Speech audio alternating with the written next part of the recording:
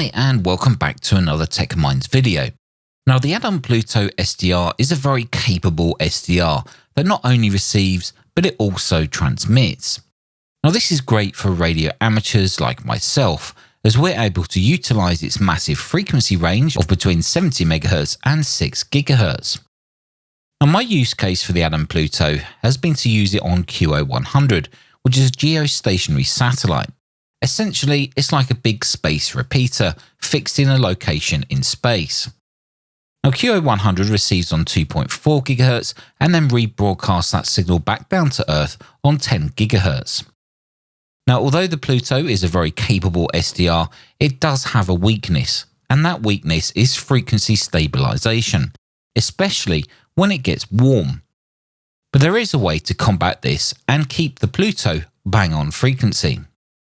Now in the past I've modified a revision B model and replaced the TCXO, but that can be kind of fiddly and not everyone can do it. Now with revision C or D, analog devices have provided us with a method to inject our own clock signal from an external source via a connector on the main board. The external reference oscillator that I chose for this experiment was a Leo Bodnar Mini GPSDO. There are two versions of the Leo Bodnar GPSDO, but I went for the cheaper version which just has one output, as that's all I needed. SDR kits, who are based in the UK, sell these at a very reasonable price. I'll leave a link to their website below.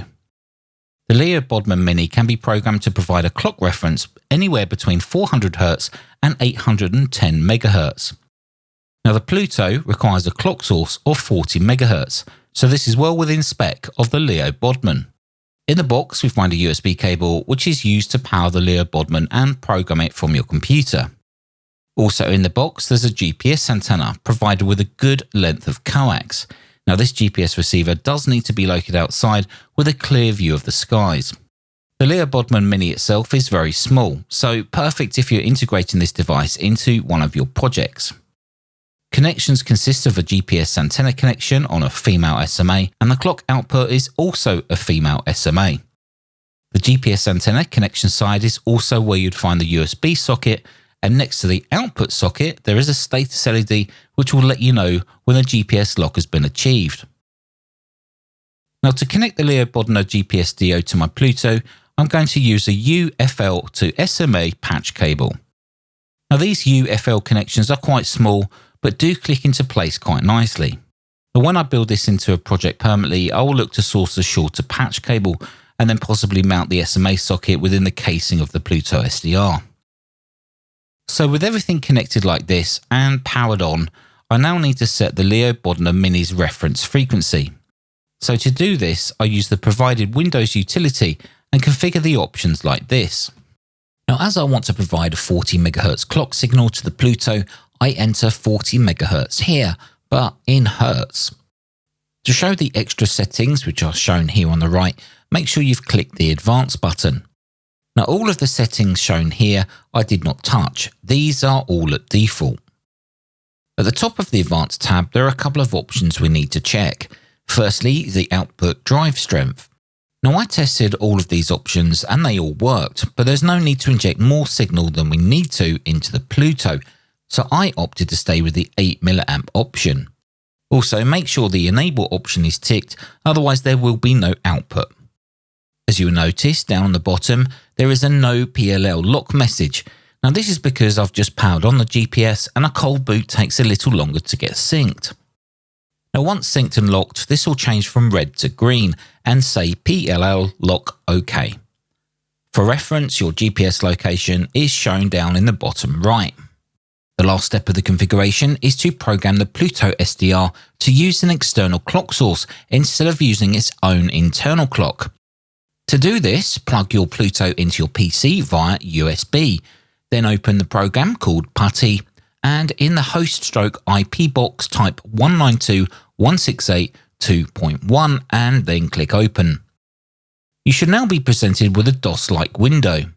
Here you'll need to enter the Pluto login credentials, which as default are root for the username and then analog for the password. You now need to enter two commands. The first tells the Pluto to use the external clock source, and the second command tells the Pluto what clock speed we're going to be using. In this case 40 MHz, but it's typed as Hertz.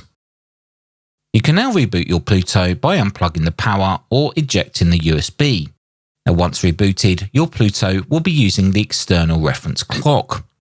Okay, so how can we tell that it's working? The easiest way would be to run an SDR application like SDR console, tune to a station, and then just kill the power to the Leo Bodnar GPSDO. If the Pluto then stops working, but then starts working again when the power is applied to the Leo Bodnar, then you know that the external clock is working. But let's take a look at this a little deeper to show you the benefits of why I'm going to use a GPSDO. Now at the start of this video, I explained how important it is for us ham radio users to make sure that we are on frequency. So let's perform a simple test by transmitting on the Pluto SDR and then receiving on a ham radio. Now in this case, I'm using an FT991A to receive. The first test that I'll show you will be using the Pluto's internal clock. 1 2 3 4 5 1 2 3 4 5. Testing without the Leo Bodnar. Testing without the Leo Bodnar. Testing without the Leo Bodnar off frequency. Testing 1 2 3 4 5 1 2 3 4 5 1 2 3 4. As you could see and hear, I was transmitting at 435 MHz on the Pluto using SDR console, but the 991A was not receiving it. You could, however, see on the waterfall of the 991A radio that the Pluto was quite a few hertz lower than expected. I was able to tune myself in, but obviously with it not being bang on frequency, that's kind of disappointing. So to fix that, let's now perform the same test but with the Leo Bodnar connected to the Pluto to provide a stable 40 MHz reference clock. Testing 1 2 3 4. Testing 1 2. Testing 1 2 3 4 5. 1 2 3 4 5. Testing 1 2 3 4. 1 2 3 4 5. Testing 1 2. 1 2 3 4 5. Testing. Well, there we go, guys, an overview of how to use a GPSDO with a Pluto SDR. Now, the Leo Bodnar can also be used with other devices, such as an SDR Plays RSP device or something like an AirSpy R2, as long as it has an input for an external clock source. Now, if you use a GPSDO or even have one of the Leo Bodnars, let me know down in the description of how you use yours. I'll be quite interested to learn what other uses this could be used for. I'd also like to say a massive thank you to my patrons and my YouTube members, plus all you subscribers. Without your support, this wouldn't be possible. Until the next video, take care, stay safe, thanks for watching, and I'll see you in the next one.